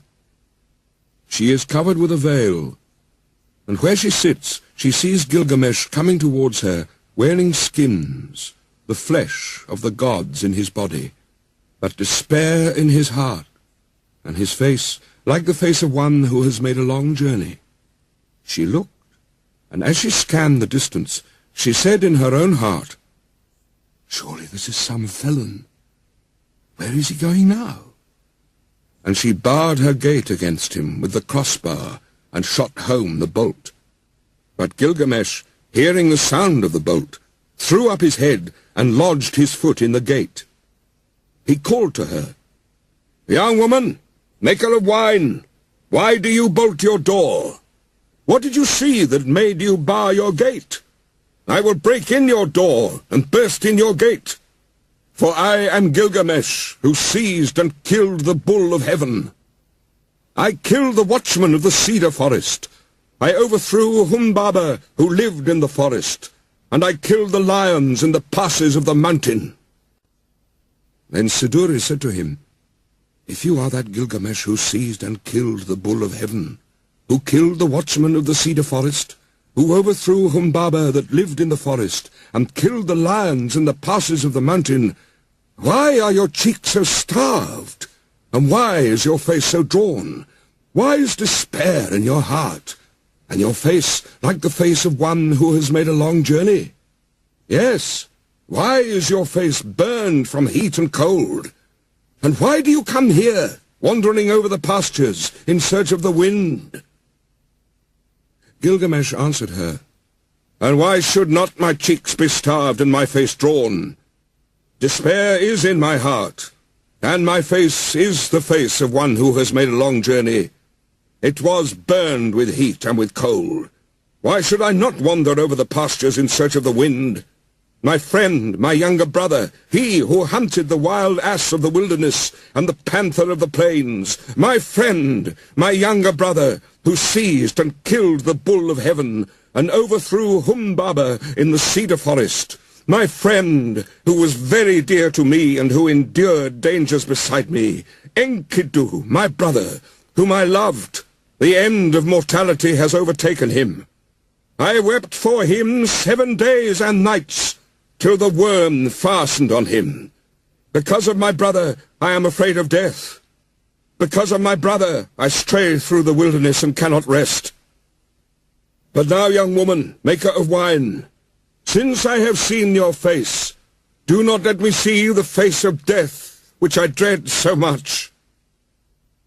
She answered, Gilgamesh, where are you hurrying to? You will never find that life for which you are looking. When the gods created man, they allotted to him death, but life they retained in their own keeping. As for you, Gilgamesh, fill your belly with good things, day and night, night and day. Dance and be merry, feast and rejoice. Let your clothes be fresh, bathe yourself in water. Cherish the little child that holds your hand, and make your wife happy in your embrace. For this, too, is the lot of man. But Gilgamesh said to Siduri, the young woman, How can I be silent? How can I rest when Enkidu, whom I love, is dust? And I too shall die and be laid in the earth. You live by the seashore and look into the heart of it. Young woman, tell me now, which is the way to Utnapishtim, the son of Ubaratutu? What directions are there for the passage? Give me, give me directions. I will cross the ocean, if it is possible. If it is not, I will wander still farther in the wilderness. The winemaker said to him, Gilgamesh, there is no crossing the ocean. Whoever has come since the days of old has not been able to pass that sea. The sun in his glory crosses the ocean, but who besides Shamash has ever crossed it? The place and the passage are difficult, and the waters of death are deep, which flow between. Gilgamesh, how will you cross the ocean? When you come to the waters of death, what will you do? But Gilgamesh, down in the woods you will find Urshonabi, the ferryman of Utnapishtim. With him are the holy things, the things of stone. He is fashioning the serpent prow of the boat. Look at him well, and if it is possible, perhaps you will cross the waters with him. But if it is not possible, then you must go back. When Gilgamesh heard this, he was seized with anger. He took his axe in his hand and his dagger from his belt. He crept forward, and he fell on them like a javelin. And then he went into the forest and sat down. Urshonabi saw the dagger flash and heard the axe, and he beat his head. for Gilgamesh had shattered the tackle of the boat in his rage. Ur-Shanabi said to him, "Tell me, what is your name?" "I am Ur-Shanabi, the ferryman of Utnapishtim, the faraway." He replied to him, "Gilgamesh is my name. I am from Uruk, from the house of Anu." Then Ur-Shanabi said to him, "Why are your cheeks so starved and your face drawn? Why is despair in your heart and your face like the face of one who has made a long journey? Yes, why is your face burned with heat and with cold? And why do you come here, wandering over the pastures in search of the wind?" Gilgamesh said to him, "Why should not my cheeks be starved and my face drawn? Despair is in my heart, and my face is the face of one who has made a long journey. I was burned with heat and with cold. Why should I not wander over the pastures? My friend, my younger brother, was seized and killed the bull of heaven, and overthrew Humbaba in the cedar forest. My friend, who was very dear to me, and who endured dangers beside me. Enkidu, my brother whom I loved, the end of mortality has overtaken him. I wept for him 7 days and nights, till the worm fastened on him. Because of my brother, I am afraid of death. Because of my brother, I stray through the wilderness. His fate lies heavy upon me. How can I be silent? How can I rest? He is dust, and I too shall die, and be laid in the earth forever. I am afraid of death. Therefore, Ur-Shanabi, tell me, which is the road to Utnapishtim? If it is possible, I will cross the waters of death. If not, I will wander still farther through the wilderness." Ur-Shanabi said to him, "Gilgamesh, your own hands have prevented you from crossing the ocean. When you destroyed the tackle of the boat, you destroyed its safety." Then the two of them talked it over, and Gilgamesh said, "Why are you so angry with me, Ur-Shanabi? For you yourself cross the sea by day and night. At all seasons you cross it." "Gilgamesh, those things you destroyed, their property is to carry me over the water, to prevent the waters of death from touching me. It was for this reason that I preserved them, but you have destroyed them, and the Urnu snakes with them. But now go into the forest, Gilgamesh. With your axe, cut poles 120, cut them 60 cubits long, paint them with bitumen, set on them ferrules, and bring them back." When Gilgamesh heard this, he went into the forest. He cut poles 120. He cut them 60 cubits long. He painted them with bitumen. He set on them ferrules, and he brought them to Ur-Shanabi. Then they boarded the boat, Gilgamesh and Ur-Shanabi together, launching it out on the waves of ocean. For 3 days they ran on, as it were a journey of a month and 15 days, and at last Ur-Shanabi brought the boat to the waters of death. Then Ur-Shanabi said to Gilgamesh, "Press on, take a pole and thrust it in, but do not let your hands touch the waters. Gilgamesh, take a second pole, take a third, take a fourth pole. Now, Gilgamesh, take a fifth, take a sixth, and seventh pole. Gilgamesh, take an eighth, and ninth, a 10th pole. Gilgamesh, take an 11th, take a 12th pole." After 120 thrusts, Gilgamesh had used the last pole. Then he stripped himself. He held up his arms for a mast, and his covering for a sail. So Ur-Shanabi the ferryman brought Gilgamesh to Utnapishtim, whom they call the Faraway, who lives in Dilmun, at the place of the sun's transit, eastward of the mountain. To him alone of men the gods had given everlasting life. Now Utnapishtim, where he lay at ease, looked into the distance, and he said in his heart, musing to himself, Why does the boat sail here, without tackle and mast? Why are the sacred stones destroyed? And why does the master not sail the boat? The man who comes is none of mine.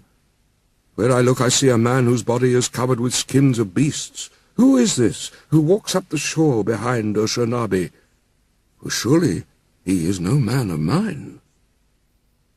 So Utnapishtim looked at him and said, What is your name, you who come here, wearing the skins of beasts, with your cheeks starved and your face drawn? Where are you hurrying to now? For what reason have you made this great journey, crossing the seas whose passage is difficult? Tell me the reason for your coming. He replied, Gilgamesh is my name. I am from Uruk, from the house of Anu. Then Utnapishtim said to him, If you are Gilgamesh, why are your cheeks so starved and your face drawn? Why is despair in your heart, and your face like the face of one who has made a long journey? Yes, why is your face burned with heat and cold? And why do you come here, wandering over the wilderness in search of the wind? Gilgamesh said to him, Why should not my cheeks be starved, and my face drawn? Despair is in my heart, and my face is the face of one who has made a long journey. It was burned with heat and with cold. Why should I not wander over the pastures? My friend, my younger brother, who seized and killed the bull of heaven, and overthrew Humbaba in the cedar forest, my friend who was very dear to me, and endured dangers beside me, Enkidu, my brother, whom I loved, the end of mortality has overtaken him. I wept for him 7 days and nights, till the worm fastened on him. Because of my brother, I am afraid of death. Because of my brother, I stray through the wilderness.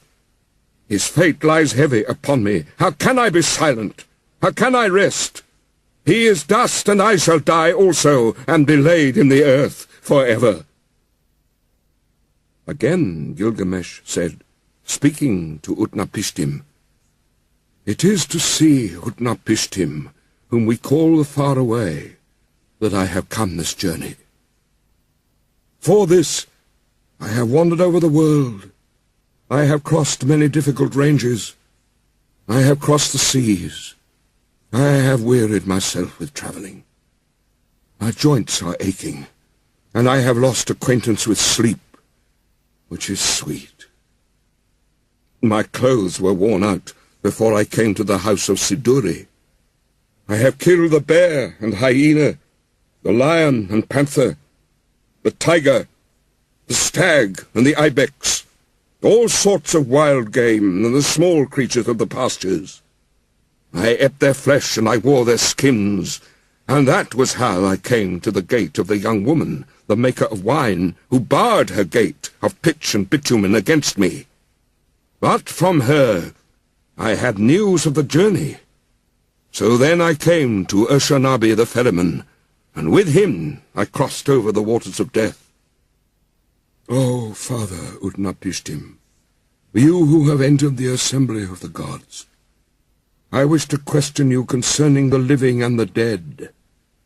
How shall I find the life for which I am searching? Utnapishtim said, There is no permanence. Do we build a house to stand forever?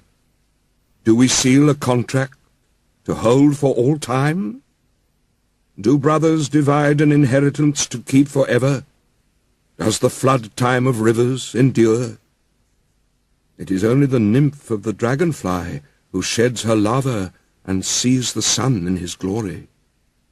From the days of old, there is no permanence.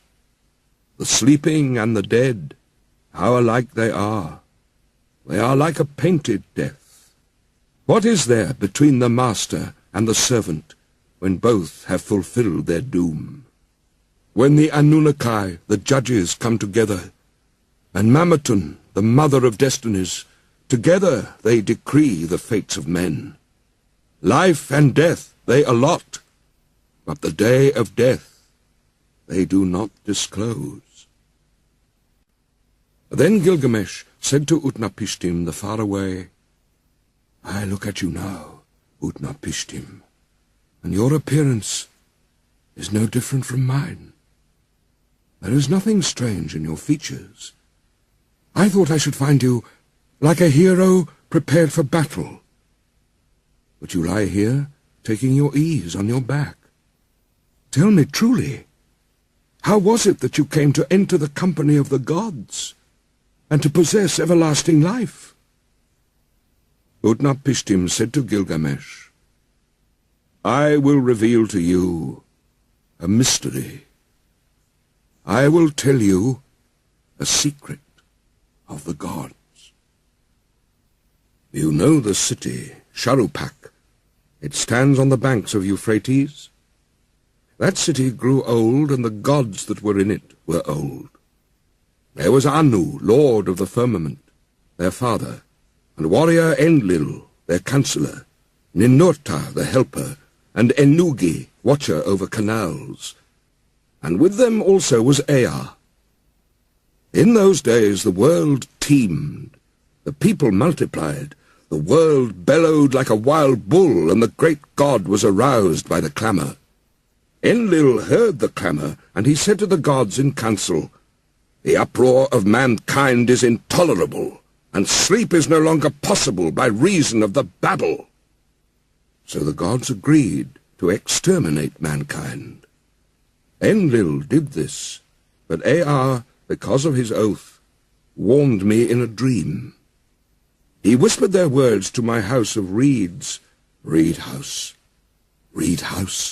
wall, O wall, hearken, reed house, wall, reflect. O man of Sharupak, son of Ubaratutu, tear down your house, and build a boat, abandon possessions, and look for life. Despise worldly goods, and save your soul alive. Tear down your house, I say, and build a boat. These are the measurements of the bark, as you shall build her. Let her beam equal her length. Let her deck be roofed like the vault that covers the abyss. Then take up into the boat the seed of all living creatures. When I had understood, I said to my lord, Behold, what you have commanded I will honour and perform. But how shall I answer the people, the city, the elders? Then Ea opened his mouth and said to me, his servant, Tell them this. I have learnt that Enlil is wrathful against me. I dare no longer walk in his land, nor live in his city. I will go down to the gulf to dwell with Ea, my lord. But on you he will rain down abundance, rare fish, and shy wild fowl, a rich harvest-tide. In the evening the rider of the storm will bring you wheat in torrents. In the first light of dawn, all my household gathered round me. The children brought pitch, and the men whatever was necessary. On the 5th day I laid the keel and the ribs, then I made fast the planking. The ground space was 1 acre. Each side of the deck measured 120 cubits, making a square. I built 6 decks below, 7 in all. I divided them into 9 sections with bulkheads between. I drove in wedges where needed. I saw to the punt poles and laid in supplies. The carriers brought oil in baskets. I poured pitch into the furnace, and asphalt and oil. More oil was consumed in caulking, and more again the master of the boat took into his stores. I slaughtered bullocks for the people, and every day I killed sheep. I gave the shipwrights wine to drink, as though it were river water, raw wine and red wine and oil and white wine. There was feasting then, as there is at the time of the New Year's festival. I myself anointed my head. On the 7th day, the boat was complete. Then was the launching, full of difficulty. There was shifting of ballast above and below, till 2/3 was submerged. I loaded into her all that I had of gold and of living things, my family, my kin, the beast of the field, both wild and tame, and all the craftsmen. I sent them on board, for the time that Shamash had ordained was already fulfilled, when he said, "In the evening, when the rider of the storm sends down the destroying rain, enter the boat and batten her down." The time was fulfilled. The evening came. The rider of the storm sent down the rain. I looked out at the weather, and it was terrible. So I too boarded the boat and battened her down. All was now complete, the battening and the caulking. So I handed the tiller to Pazur Amuri, the steersman, with the navigation and the care of the whole boat.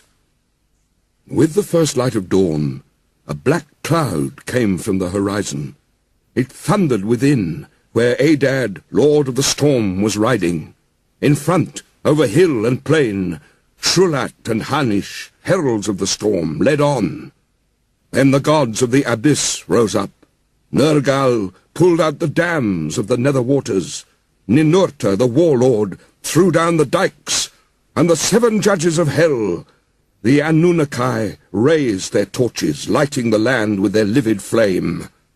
A stupor of despair went up to heaven, when the god of the storm turned daylight to darkness, when he smashed the land like a cup. 1 whole day the tempest raged, gathering fury as it went. It poured over the people like the tides of battle. A man could not see his brother, nor the people be seen from heaven. Even the gods were terrified at the flood. They fled to the highest heaven, the firmament of Anu. They crouched against the walls, cowering like curs. Then Ishtar, the sweet-voiced queen of heaven, cried out like a woman in travail, "Alas! The days of old are turned to dust, because I commanded evil. Why did I command this evil in the council of all the gods? I commanded wars to destroy the people, but are they not my people? For I brought them forth. Now, like the spawn of fish, they float in the ocean." The great gods of heaven and of hell wept. They covered their mouths. For 6 days and 6 nights the winds blew. Torrent and tempest and flood overwhelmed the world. Tempest and flood raged together like warring hosts. When the 7th day dawned, the storm from the south subsided, the sea grew calm, the flood was stilled. I looked up the face of the world, and there was silence. All mankind was turned to clay. The surface of the sea stretched as flat as a rooftop. I opened a hatch, and the light fell on my face. Then I bowed low. I sat down and I wept. The tears streamed down my face, for on every side was the waste of water. I looked for land in vain, but 14 leagues distant there appeared a mountain, and there the boat grounded. On the mountain of Nisir the boat held fast. She held fast, and did not budge. 1 day she held, and a 2nd day on the mountain of Nisir she held fast, and did not budge. A 3rd day and a 4th day she held fast on the mountain, and did not budge. A 5th day and a 6th day she held fast on the mountain. When the 7th day dawned, I loosed a dove, and let her go. She flew away, but finding no resting place, she returned. Then I loosed a swallow, and she flew away, but finding no resting place, she returned. I loosed a raven. She saw that the waters had retreated. She ate, she flew around, she cawed, and she did not come back. Then I threw everything open to the 4 winds. I made a sacrifice and poured out a libation on the mountain-top. 7 and again 7 cauldrons I set up on their stands. I heaped up wood and cane and cedar and myrtle. When the gods smelled the sweet savour, they gathered like flies over the sacrifice. Then at last Ishtar also came. She lifted her necklace with the jewels of heaven that once Anu had made to please her. O you gods here present, by the lapis lazuli round my neck, I shall remember these days as I remember the jewels of my throat. These last days I shall not forget. Let all the gods gather round the sacrifice, except Enlil.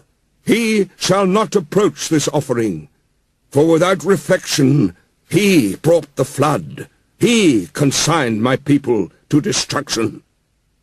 When Enlil had come, when he saw the boat, he was wroth and swelled with anger at the gods, the host of heaven. Has any of these mortals escaped? Not one was to have survived the destruction. Then the god of the wells and canals, Ninurta, opened his mouth, and said to the warrior Enlil, Who is there of the gods that can devise without Ea? It is Ea alone who knows all things. Then Ea opened his mouth and spoke to warrior Enlil, Wisest of gods, hero Enlil, how could you so senselessly bring down the flood? Lay upon the sinner his sin. Lay upon the transgressor his transgression. Punish him a little when he breaks loose. Do not drive him too hard, or he perishes. Would that a lion had ravaged mankind rather than the flood. Would that a wolf had ravaged mankind rather than the flood. Would that famine had wasted the world rather than the flood.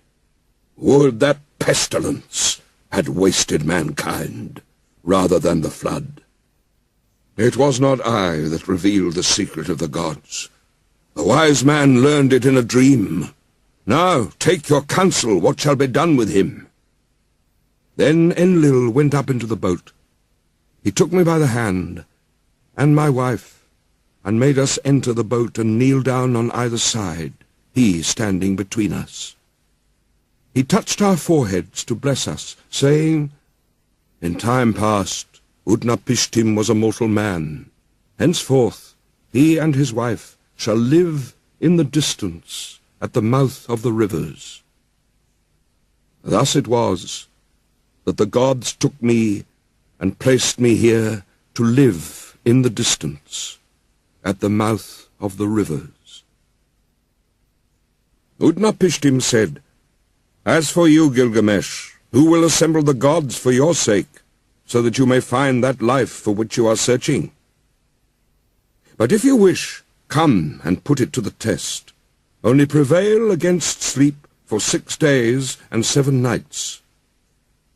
But while Gilgamesh sat there resting on his haunches, a mist of sleep, like soft wool teased from the fleece, drifted over him. And Utnapishtim said to his wife, Look at him now, the strong man who would have everlasting life. Even now the mists of sleep are drifting over him.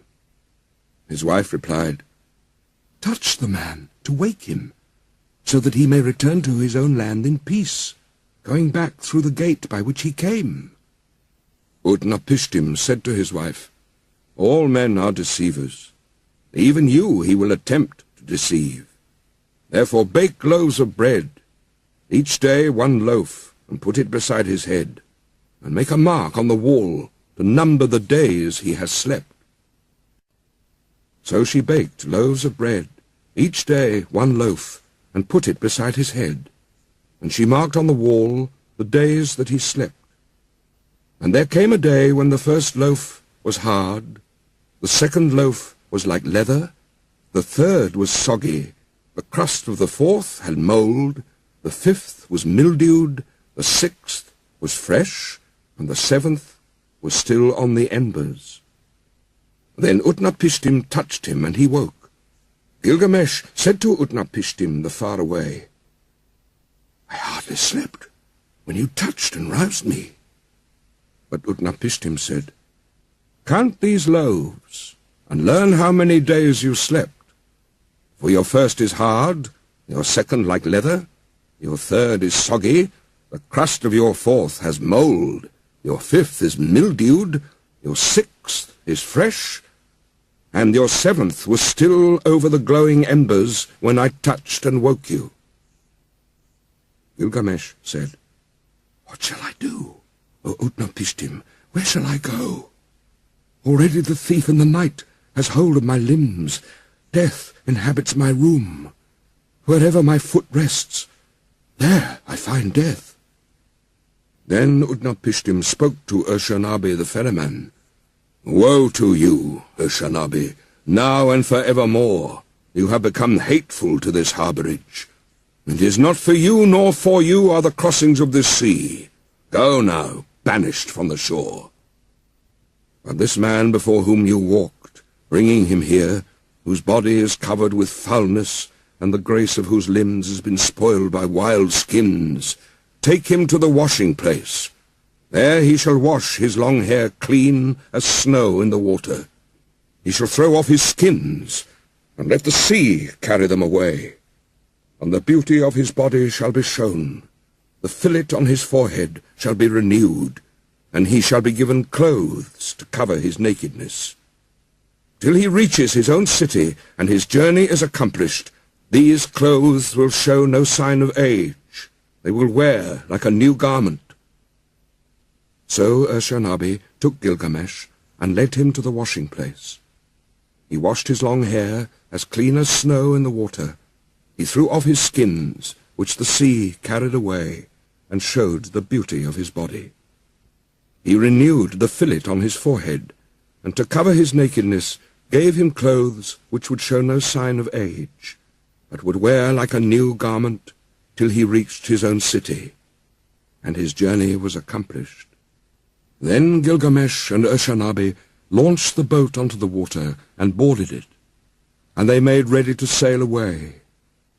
But the wife of Utnapishtim the faraway said to him, "Gilgamesh came here wearied out. He is worn out. What will you give him to carry him back to his own country?" So Utnapishtim spoke, and Gilgamesh took a pole and brought the boat in to the bank. "Gilgamesh, you came here a man, wearied out. You have worn yourself out. What shall I give you to carry you back to your own country?" "Gilgamesh, I shall reveal a secret thing. It is a mystery of the gods that I am telling you. There is a plant that grows under the water. It has a prickle like a thorn, like a rose. It will wound your hands, but if you succeed in taking it, then your hands will hold that which restores his lost youth to a man." When Gilgamesh heard this, he opened the sluices so that a sweet water current might carry him out to the deepest channel. He tied heavy stones to his feet, and they dragged him down to the waterbed. There he saw the plant growing. Although it pricked him, he took it in his hands. Then he cut the heavy stones from his feet, and the sea carried him and threw him onto the shore. Gilgamesh said to Urshanabi the ferryman, "Come here and see this marvelous plant. By its virtue, a man may win back all his former strength. I will take it to Uruk of the strong walls. There I will give it to the old men to eat. Its name shall be, The Old Men Are Young Again. And at last I shall eat it myself, and have back all my lost youth." So Gilgamesh returned by the gate through which he had come. Gilgamesh and Urshanabi went together. They travelled their 20 leagues, and then they broke their fast. After 30 leagues, they stopped for the night. Gilgamesh saw a well of cool water, and he went down and bathed. But deep in the pool there was lying a serpent, and the serpent sensed the sweetness of the flower. It rose out of the water and snatched it away, and immediately it sloughed its skin and returned to the well. Then Gilgamesh sat down and wept. The tears ran down his face, and he took the hand of Urshanabi "Oh, Ashnabi, was it for this that I toiled with my hands? Is it for this I have wrung out my heart's blood? For myself I have gained nothing, not I, but the beast of the earth has joy of it now. Already the stream has carried it 20 leagues back to the channels where I found it. I found a sign, and now I have lost it.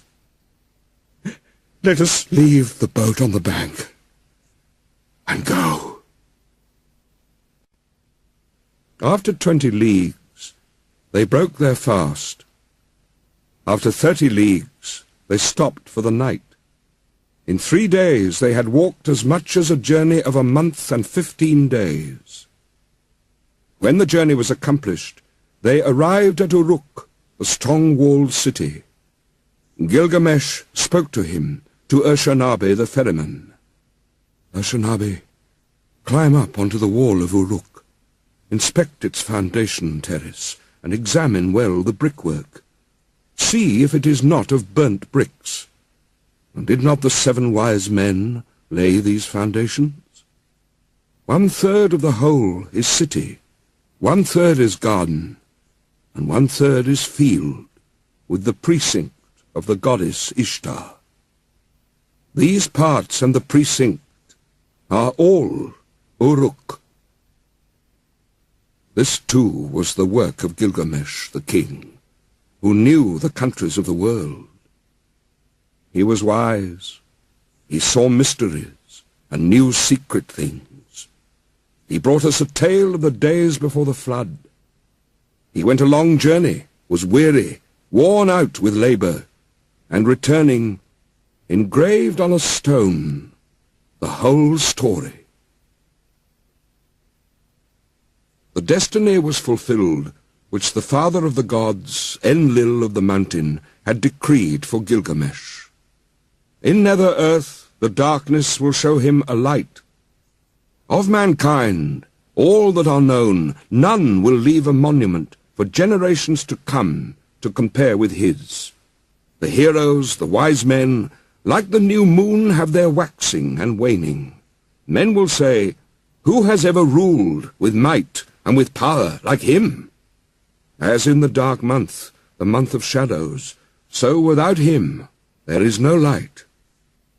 "Oh, Gilgamesh, this was the meaning of your dream. You were given the kingship. Such was your destiny. Everlasting life was not your destiny. Because of this, do not be sad at heart.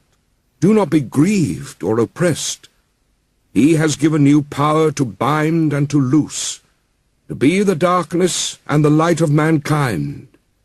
He has given unexampled supremacy over the people, victory in battle, from which no fugitive returns, in forays and assaults, from which there is no going back. But do not abuse this power. Deal justly with your servants in the palace. Deal justly before the face of the sun." The king has laid himself down, and will not rise again. The Lord of Kula will not rise again. He overcame evil, he will not come again. Though he was strong of arm, he will not rise again. He had wisdom and a comely face, he will not come again. He is gone into the mountain, he will not come again. On the bed of fate he lies, he will not rise again. From the couch of many colours, he will not come again. The people of the city, great and small, are not silent. They lift up the lament. All men of flesh and blood lift up the lament. Fate has spoken. Like a hooked fish, he lies stretched on the bed, like a gazelle that is caught in a noose. Inhuman Namtar is heavy upon him, Namtar that has neither hand nor foot, that drinks no water and eats no meat. For Gilgamesh, son of Ninsun, they weighed out their offerings. his dear wife, his son, his concubine, his musicians, his jester, and all his household, his servants, his stewards, all who lived in the palace weighed out their offerings for Gilgamesh, the son of Ninsun, the heart of Uruk. They weighed out their offerings to Ereshkigal, the queen of death, and to all the gods of the dead. To Namtar, who is fate, they weighed out the offering. Bread for Neti, the keeper of the gate. Bread for Ningizida, the god of the serpent, the lord of the tree of life. For Damuzai also, the young shepherd. For Enki and Ninki. For Endukuga and Nindukuga. For Enmul and Ninmul, all the ancestral gods, forebears of Enlil.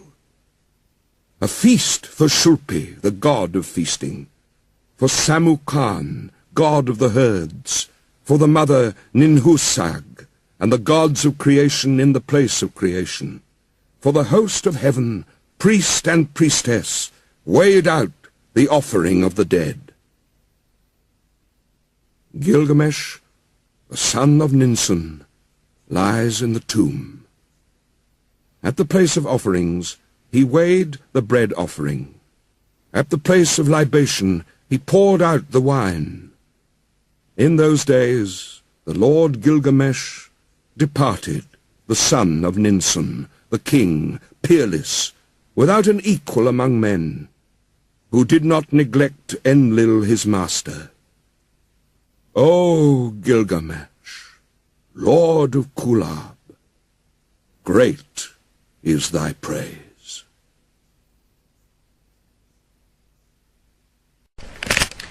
Itbema Gilgamesh, shunatam ipashar, issaqaram ana ummishu, ummi inashat mushitiya, shamchakuma attanalak, inabirit eklutim, ibtsirunimma kakkabu shamai, kisrum sha'anim imkutam anatseriya, ashishuma iktabiteliya, unissuma nushashu ul-eltei, urukmatum pachir elishu, etlutum unashaku shepeshu, ummidma puti miduyati, ashiyashuma adbalashu anatseriki, ummi Gilgamesh mudeyat kalama issakaram ana Gilgamesh. Minde Gilgamesh shakimakati inatseri walidma, urabbishu shadu, tammar shuma takhaddu atta, etlutum unashaku shepeshu, teddirashuma tatarashu anatseriya, tseriya. Ittilama itamar shanitam, itbi itawiyam ana ummishu, ummi atamar shanitam. Une lacune. Quelque chose, ina suqim sha uruk rebitim. Khatsinu nadima, elishu pachru, khatsinuma shani bunushu, amurshuma akhtadu anaku, aram shuma kima ashatim, akhabbub elshu, elqeshuma ashtakanshu ana akhiya. Ummi Gilgamesh mudiyat kalama issaqaram ana Gilgamesh. Voilà. Après, bon, il y a une lacune, c'est petite. Bon, ça. Itbema Gilgamesh shunatam ipashar, izakaram ana umishu, umi inashat mushitiya, shamchakuma atannalak ina birit etlutim, ibzirunimma kakabu shamai, kitzrum sha'anim imkutam anatseriya, ashishumma iktabit eliya, unisumma nushashu ul-eltei, urukmatum pachir elishu, etlutum unashaku shepishu, umidma puti immidu yati, ashiyashuma atbalashu anatseriki, umi Gilgamesh mudet kalamma, izakaram ana Gilgamesh, minde Gilgamesh shakimakati, inatseri iwalidma urabishu shadu, תמרשומה תחדואתה, יתלותו מונשקו שפישו, תדירשומה תתרשו הנצריה,